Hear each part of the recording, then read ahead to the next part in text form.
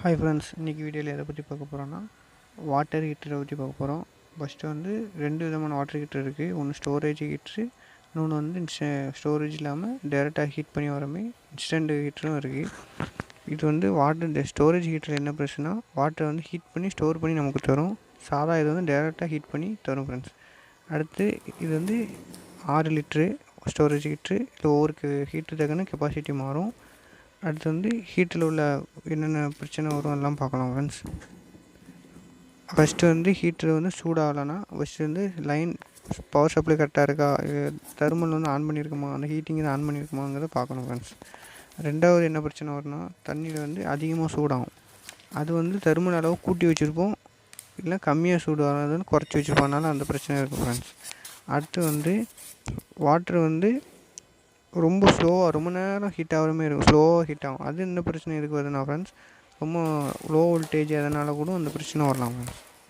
அடுத்து எதை பார்க்க போகிறோன்னா ரொம்ப ஓவர் ஹீட்டு கவனிக்காமல் நீங்கள் வாட்டரை வந்து ஹீட்டரில் போட்டுட்டு மறந்துட்டீங்க அப்படின்னா கூட ஓவர் ஹீட் ஆகி ஆட்டோமேட்டிக்காக கட் ஆஃப் ஆகிடும் ஃப்ரெண்ட்ஸ். ஆட்டோமேட்டிக்காக ஹீட்டர் வந்து ஆஃப் ஆகும், ஓவர்லோடு இல்லைக்கு போயிடும்.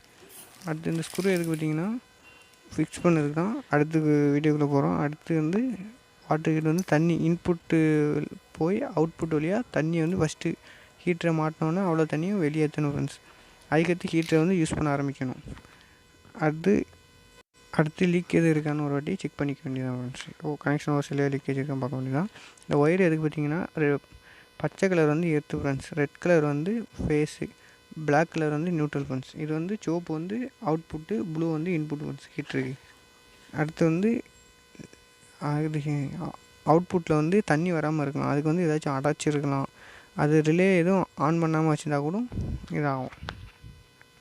அடுத்து என்ன போகிறோன்னா லீக்கேஜ் இருக்கான்னு செக் பண்ணிக்கணும் ஃப்ரெண்ட்ஸ். வீடியோ பிடிச்சா சப்ஸ்கிரைப் பண்ணுங்கள், லைக் பண்ணுங்கள், மறக்காமல் ஷேர் பண்ணுங்கள் ஃப்ரெண்ட்ஸ். இது வந்து 4 ஸ்டார் ஹீட்ரு, பவர் சேவிங் தான், crompton பிராண்டு.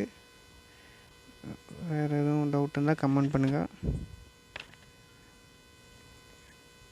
இண்டிகேட்டர் ஹீட்டரில் வந்து ஹீட்டிங் இண்டிகேட்டர் கூட ஒர்க் ஆகாமல் இருக்கலாம் ஃப்ரெண்ட்ஸ். அது சப்ளை லூஸாக இருந்தால் கூட அந்த பிரச்சனை இருக்கும் ஃப்ரெண்ட்ஸ்.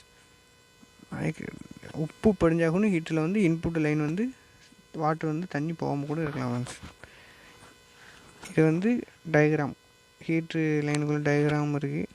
நீங்கள் வந்து லைனை மாற்றி கொடுத்தா கூட ஹீட்டரில் சுவிட்சில் தண்ணியில் கூட லைன் வர வாய்ப்பு இருக்குது ஃப்ரெண்ட்ஸ். இன்ஸ்டால் பண்ணிட்டோம். வீடியோ பிடிச்சி சப்ஸ்கிரைப் பண்ணுங்கள், லைக் பண்ணுங்கள், மறக்காமல் சொல்லுங்கள். அவ்வளோதான் ஃப்ரெண்ட்ஸ்.